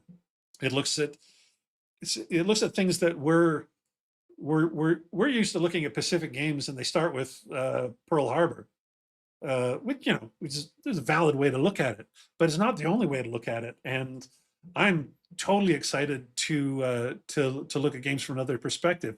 I was interested in Gilbert Collins did an American Revolution game where he tried to look at it from the point of view of the British. The game had some rules problems, so I've put it on the shelf and I got to get back to it. But I think that's an interesting thing to do to try and look at things from a different lens, and that's part of why. Well, here's another thing. Some people constrain their collections this way. They go, I found the one Bulge game I need. I don't need any other Bulge games. This is it. Or I found the one Waterloo game or the one Gettysburg game. I don't need any other. And that's a valid way to sell off all those other games. You've got your one, the one you love. That's a valid way to constrain your collection. I'm totally the opposite. I'm interested in having multiple games on the same conflict, the same campaign, or the same battle, whatever, because I'm interested in seeing what different designers bring to the table, what different designers highlight, or what different designers what they think was important. They all have the good ones always list their bibliography, and they're never the same bibliography. I mean, there's overlaps, but some guy might think Stephen Sears has it right, and somebody thinks somebody else has it right, and somebody else has their own idea of what's right. So that doesn't constrain my collection, but I think I can appreciate it. Yeah, uh, I think yeah, the new GMT games, perfect example of that. I think a lot of people got into VUCA games because they went, oh man, look at these components, I got to check this out. But yeah, the 30 Years War game, absolutely, it looks beautiful. There's even some I can be sucked in by a box cover, even, for sure. Decisions Blue and Gray Deluxe definitely looks very attractive, but a year, I don't know, the last time I was down in San Diego for SD HISCON, I bought Harold Buchanan's both. He had blue and gray, the flat packs, both 1 and 2. I bought them used from him. I think he only charged me $20 a game or something like that. And it was one of those classic things. If I bought them from him, and then found out a year later that Position was redoing them. But that often happens when I buy a used game. So um, so I don't have any bad feelings about it. Thank you all for the best wishes, by the way, about retiring. I'm totally excited. I'm not going to highlight them all, but uh, uh, I appreciate the feedback. I know that we all look forward to this day, and for me, it was I don't think I could have contemplated retiring if I wasn't doing the podcast and the live stream. Gives me something to focus on. I think if I just quit work cold and then wandered around the house, I'd go a bit nutty. I know people who've had really bad health problems because they just started just sitting around their house not doing anything, and mental health problems. So there we go. Hey, uh, ah, well, it's a long season, and it's a long game. It's only 4 innings. We're good. It's gonna be good. Thank you thank you very much, Michael. I feel like things look great as well. I'm uh, I'm feeling like I've done a big upgrade. Yeah. I know. The thing about I I can actually I can do this. No, I can't. Here's the thing. I can drive without glasses. I'm farsighted, but I can't read the comments on the screen, so I can't interact with anybody without these. I've tried to find a way to like if there was some kind of a coating I could get on my glasses or something, so that they weren't so reflective. I've mounted my light higher than, like, it's not like, a lot of people put their ring light right around their camera. I've got mine like a foot and a half higher. Um, yeah, I don't know what I'm going to do, but thanks, Jack. It's definitely something that's on my mind. Oh, though I will cut myself some slack because this is my first broadcast out of the new space, so we'll have to see how that goes. Yeah, exactly. Uh, uh, in there was there was more Japanese soldiers on mainland China than there were on the islands that they fought the U.S. with. If I've got my facts straight, and it's just something that we skip over quite a bit. Yeah, War for America. That's the name, William, for sure. Um, uh, that I had such high hopes for that game. There were some problems when it came out, and there was a lot of people posting stuff on BGG, trying, asking questions and stuff like that. And like I really like Gilbert, but he got a little thin-skinned about all of it, and he just kind of disengaged with it. And I thought, oh man, like you've got something that could be a good game here, and if you could just don't take things so personally and push through and maybe take a few suggestions, we'd all be playing that game.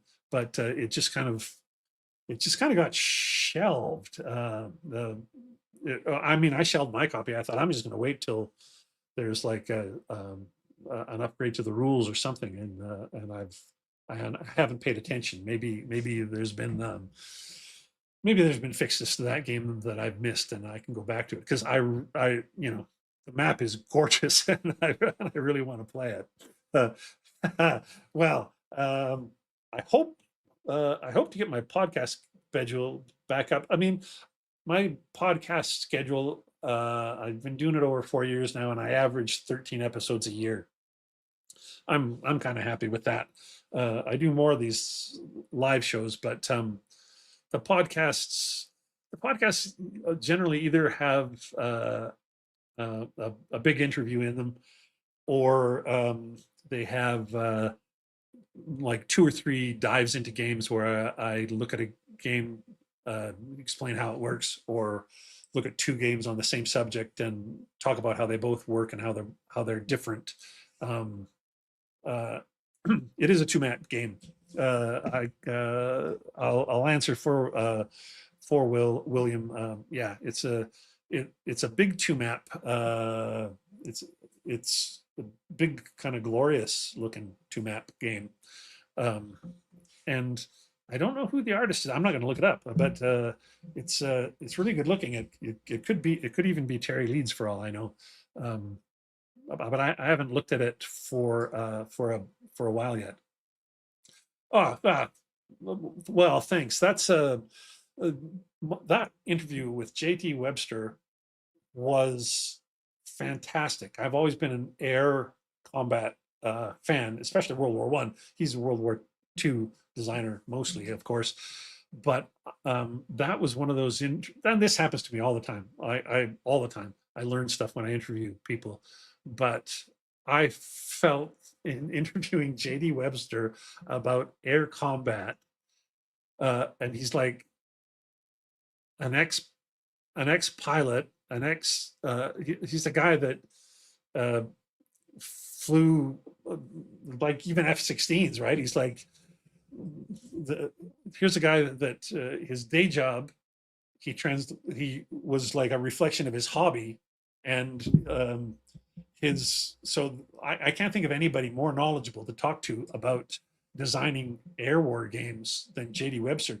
He was fantastic to listen to. Like he was he would just go off on whatever like was interesting him. And sometimes like I talk to a lot of guys where they say sometimes I can get off track, and they worry about that.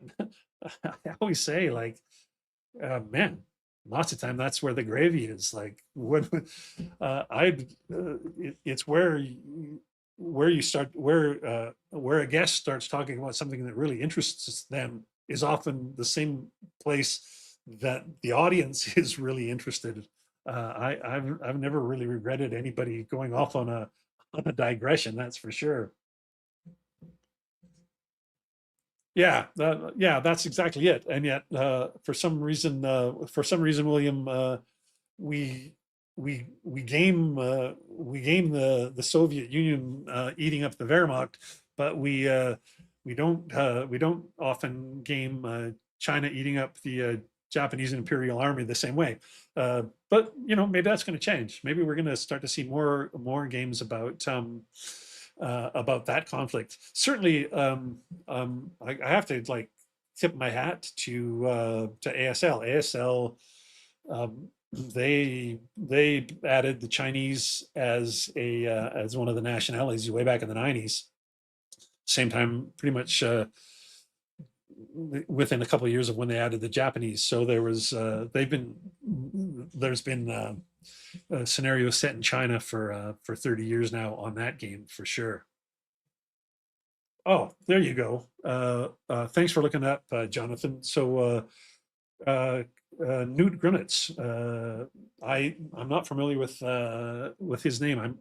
But that's not to say that I haven't seen any of his maps or anything before, because there's lots of times where you play a game and you don't know who the artist is, and you only look it up if it's really grabbed you. But sometimes it really grabs you when it's on the table, and by the time you get back to your computer, you've forgotten about it. Same thing, with my podcast. When I do get feedback about it, people really like it, but they listen to it while they're in their car, or they're riding their bike, or they're out for a walk.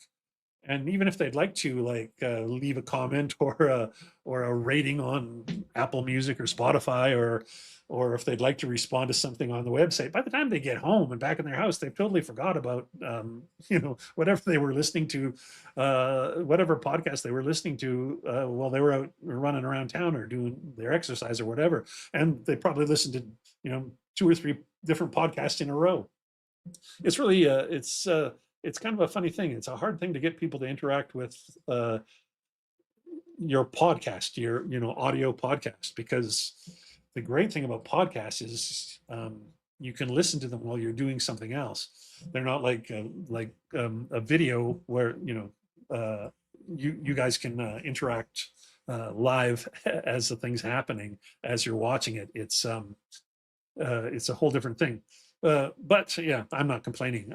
All the feedback I've ever got about the podcast has been good, and it's been fun to I've come to understand that doing the audio podcast is very different than doing this live thing. They're two different beasts. For a while, I was worried when I started this that it was going to be too much like how the podcast is, but uh, other than every once in a while I've interviewed somebody on the live stream here, but most of my interviews they're on the podcast rather than the live stream. The live stream we talk about well different subjects every time, but it's a more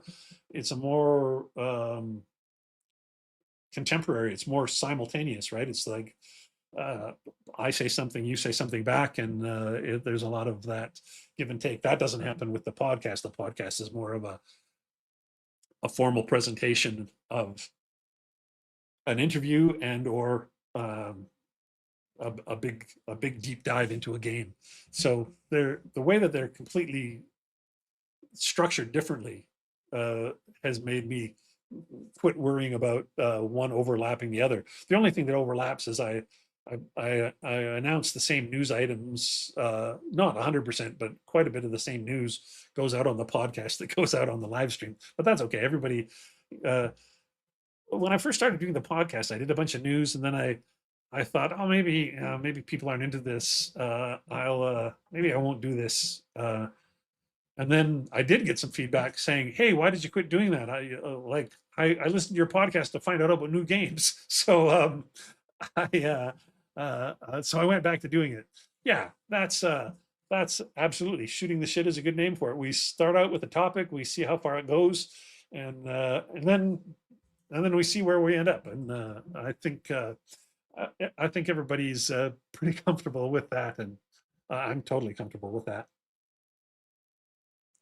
In fact, the times on the early on in this live stream that have where I've made my presentation too structured, it actually it discourages comment and interaction, and that's actually not as fun for anybody involved. So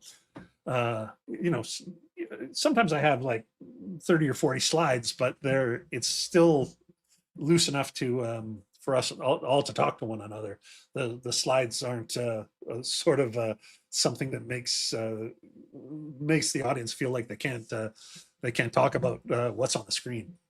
Anyway, um, this has been a good night. I was so excited to show you all my new space, and and I'm of course so excited to be back in my new space as well. So um, this was I knew I had to have some kind of like a little party episode, and then when Jonathan was asking me about my collection, I'd been thinking about my collection because I'd just spent all that time putting it back on the shelves. I It was like, well, yeah, let's just talk about, since I'm going to do this video and show you guys the shelves and the collection, let's just talk about collections and talk about everybody's collections and see where it goes. There we go. Yeah, it's a two map with some overlap as I recall seeing it. I remember bringing it out of the box, and I didn't realize it was two map, and I went, "Oh, I guess they're just this game is just doing the northern theater." And then I saw the second map in the box, and I went, "Oh, no, here we go. We've got there's much more than I I'd, thought when I saw that first map." Well, um, now that I got my games back, we'll probably do some more game focused stuff, and well, we'll have to do some more live giveaways as well, because there's definitely a few games back there in the uh, that green cupboard. Do you remember the green cupboard you saw back there where I said it's got all my my camera and my sound, my camera, sound, and lighting gear? That's three shelves of it, but then there's another shelf that's just like games that are on their way out that I'm definitely not hanging on to. Some of them are games that I bought and I decided I'm going to move on from, and I may sell or I may trade those, but they're also candidates for giveaways. But if there's any in that pile that were promo copies or review copies, I'm definitely just gonna give them away here on the live stream and on the podcast because that's fun and that's a good use for the games. Okay, well, we're just about at 2 hours, so I think we've wrapped her up pretty well. and and the Dodgers have gone ahead 3-2. I know. There's a lot of you out there that are going to be baseball fans who are Dodger haters. It's a I've been a Dodger fan all my life. My grandfather, I started watching baseball with my grandfather, and he was a Dodgers fan from like Brooklyn Dodgers days. And I grew up loving the Dodgers in a period of time when we all just hated the Yankees because the Yankees were the only team that had a crazy amount of money and it felt like they were ruining the game with too much money. Now the Dodgers have become that as well, but I cannot quit loving the Dodgers. It's in my blood now. So there we go. Uh, anyway, thanks for the feedback on that, Bill. Uh, I, uh, I just felt like I was missing people. I thought I was like not just missing people in the Eastern time zone, but I felt like I was missing people even in the Central time. I felt like I was missing that I should have more viewers from Ohio, for example.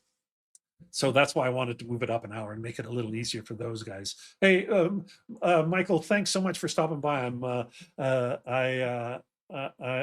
As I said, I'm really happy for you with the success of the new solo series that you're doing with Revolution. And of course, I'm a huge Revolution fan because I bought all your other games from them, and I'm a giant Blind Swords guy. So your success with them is an intersection of two things I really love. I'm really glad to. I'm really happy for you, and so thanks for stopping by. I hope we see you again, and we see other designers. We saw David Thompson here tonight. He comes here from time to time. Mark Herman was here last time, so you never know who might stop by. I guess it depends on who's playing ball whichever night. Yeah. Oh well, there you go. I didn't know if Ohio was Eastern or Central, but yeah, so that makes sense. It makes it much easier for it was really the Central or the Eastern guys that was like there's a lot of guys out there that should be interested in this that I don't see. I don't think I'm not saying that they should be interested because it's me. I just think there's guys out in the East that are interested in all things wargaming that they would that they'd like to, they're not seeing my thing because it just starts too late and finishes too late. Yeah, well, that's the thing, right? Yeah. I'm a Dodgers fan since I was like 5. There's no changing that. It's too late to change. Yes, it's funny you say on the shelves or on the table, because I, I've already had 2 games on that big black table there. I've already shot a couple of unboxings there, Joe, and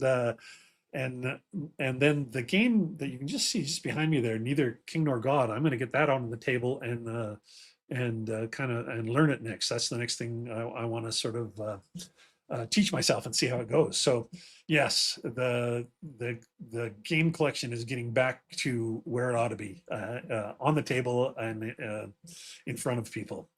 Absolutely.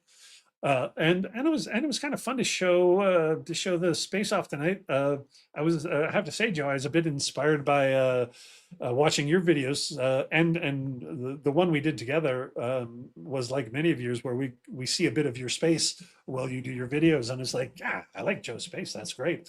And in fact, I just right over here, I have a room for a couch if yeah, if I decide.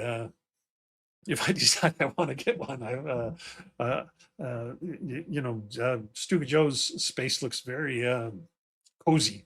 It's, I mean, giant stacks of shelves and stacks of games, but something about the center of it, it just feels like warm and inviting. And that's what I was looking for here. That's why I decided on that kind of warm chocolate brown color for the walls. I thought it would be kind of nice and cozy as well.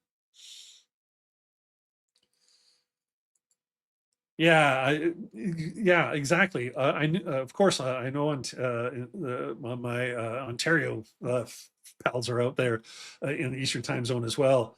Uh, and but yeah, I didn't feel like I was missing as many Canadian people in the Eastern time zone. Maybe I felt like my Ontario brothers were watching me just out of national affiliation or something. Oh yeah, well, thank uh, yes, hit the like button, hit the subscribe button. As somebody posted a little ways up.